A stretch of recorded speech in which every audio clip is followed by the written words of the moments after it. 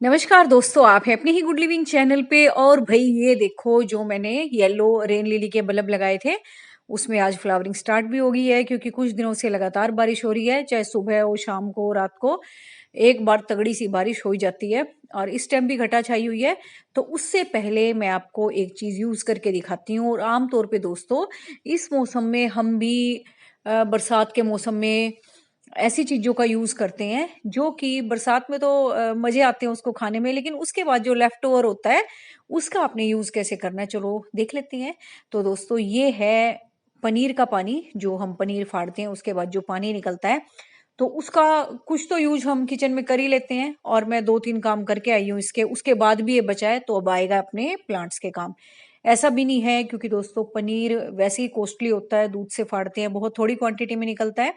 तो जो उसका पानी होता है वो भी बहुत न्यूट्रिशियस होता है। उसका भी हम सोचते हैं कि किचन में जो हमारे पानी वाले काम है जिनसे हमने कुकिंग करनी है, तो उसमें भी ये यूज हो जाए और उसके बाद भी बच जाए तो भी मेरी तरह यूज कर लेना। मैं भी बिल्कुल सारा किचन का काम करके तब इसको बाहर लेके आई हूँ। और दोस्तों, ये मान लो आपका बिल्कुल लेफ्ट ओवर है, इसके बाद आप इसका कुछ नहीं यूज कर सकते, और पौधों के लिए तो ये वरदान है।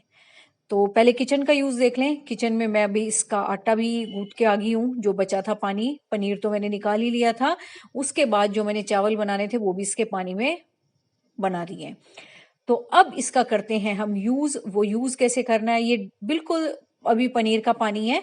और इस बकेट में मैंने इसलिए डाला है ताकि इस बकेट को मैं सिंपल पानी डाल के फुल कर लूं। और फिर जिन पौधों में मुझे लगे कि अच्छी फ्लावरिंग नहीं हो रही है या जिनकी ग्रोथ कम हो रही है, उसमें मैं डाल सकूं। अब भाई इसके फायदे भी जान लो दोस्तों। ये एक बहुत बढ़िया कैल्शियम का तो सोर्स है ही। दूध है तो प्रोटीन भी होगा, और बहुत सारे मैक्रो माइक्रो न्यूट्रिएंट्स हैं इसके अंदर। और सबसे बड़ी बात दोस्तों, क्योंकि हमने खटास वाली चीज डाल के दूध को फाड़ा है, चाहे वो विनेगर हो, फिटकड़ी हो या लेमन हो, तो इससे इसका जो नेचर है वो काफी एसिडिक हो गया है। डायरेक्टली हम इसको यूज नहीं कर सकते, प्लांट को भी बर्न कर सकता है ये। तो इसमें हम पानी मिला के जिन जिन प्लांट्स में मुझे जरूरत होगी या जिसमें आपको जरूरत हो आप डालो। मुझे भी अभी देखना पड़ेगा, क्योंकि मैं रेगुलर इन चीजों का यूज करती रहती हूँ। तो मैं देख लेती हूँ किस पौधे में पीछे डाला था, अब किसका नंबर है तो वो भी चेक करना है। तो दोस्तों, ये पानी पौधों के लिए बहुत ही लाभदायक है, आपके लिए बिल्कुल बेकार। मेरा भी किचन का काम हो चुका है जो मैंने इससे करना था। अब इसको फेंकने की बजाय हम प्लांट्स में यूज करेंगे तो फिर देखना आपके पौधे कितनी स्पीड से बढ़ेंगे भी, अच्छे भी लगेंगे।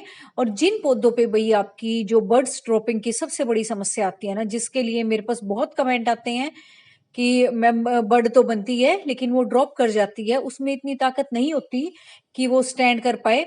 या फूल है वो मरा मरा सा खिलता है, हल्का सा खिल गया, जितना उसे प्रॉपर साइज लेना है वो नहीं खिल पा रहा। या फिर किसी पौधे में आपके फ्लावरिंग वाला पौधा और इस तरह फूल ही नहीं खिल रहे हैं, तो उसका बस यही उपाय है आपके पास कि आप इस तरीके से आ, पनीर के पानी का यूज उन पौधों में करें। तो आइए, यूज तो मैंने दिखा दिया और बता भी दिया। इस बाल्टी को पूरा भर लूंगी, अभी देखूंगी बरसात भी आने वाली है, जल्दी जल्दी आपको कुछ दिखा दूं। तो भाई यहाँ देखो, मैं यहाँ किचन का काम कर रही थी, पीछे बैठी टमाटर काट रही थी। तो एक टमाटर थोड़ा गंदा सा था, वो मुझे फेंकना था, लेकिन मैंने उसके बीजों को नहीं फेंका, मेरी आदत है बीज नहीं फेंकती मैं। तो मैंने वैसे ही इस गमले में डाल दिया। उस टाइम इस गमले में कुछ भी नहीं था, मैं वेस्ट ही डालती थी, प्याज के छिलके विलके ऐसी डालती रहती थी, क्योंकि तब मैंने पालक निकाली थी। और अभी देखो अपने टमाटर के पौधे भी तैयार हो गए हैं, है ना, एकदम फ्री में। और ऊपर से भाई ये देखो बोगनविला की जो हमने कटिंग लगाई थी ना, मैंने आपको इन गमलों में लगानी सिखाई थी। तो ये देखो सब पे छोटी छोटी सी ग्रोथ आपको दिख रही होगी।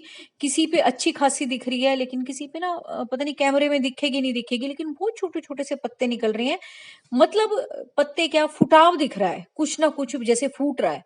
तो इसका मतलब जैसे लगातार बारिश भी हो रही है, तो अपनी जो कटिंग है बोगनविला की लगाई हुई वो टिक चुकी है। देखो जो पुराने वाले पत्ते थे देखो मुरझा गए ना, ये अब गिर जाएंगे। और ये जो नई ग्रोथ आई है, इसका मतलब अपनी कटिंग टिक चुकी है।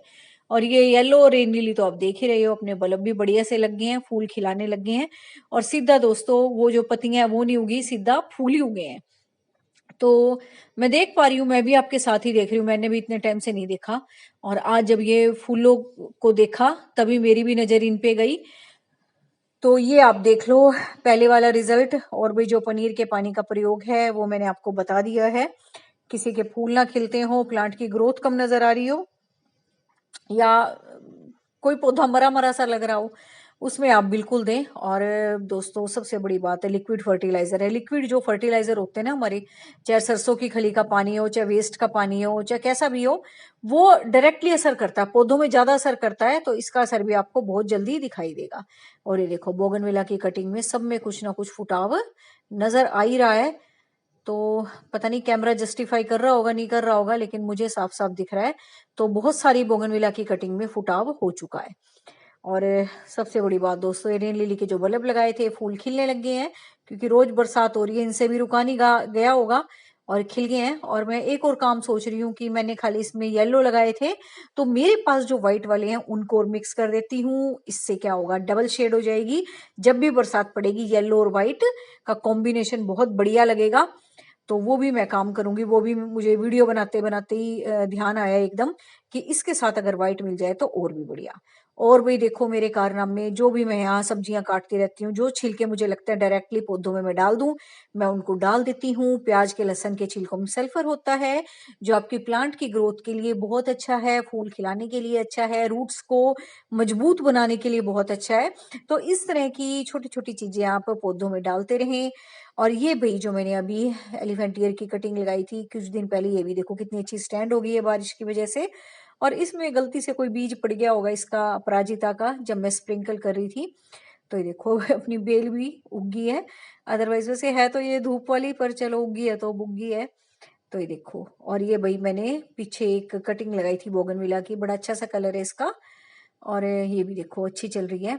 और जब इसमें एक दो ब्रांच निकली थी ना, वी शेप की कटिंग थी ये, फिर मैंने इसकी कटाई छटाई की थी, और ये भी देखो नीचे नीचे कितनी फैल रही है। तो इस वक्त दोस्तों जितनी आपको कटिंग मिलती है उतनी लगाओ, बीज मिलते हैं बीज लगाओ।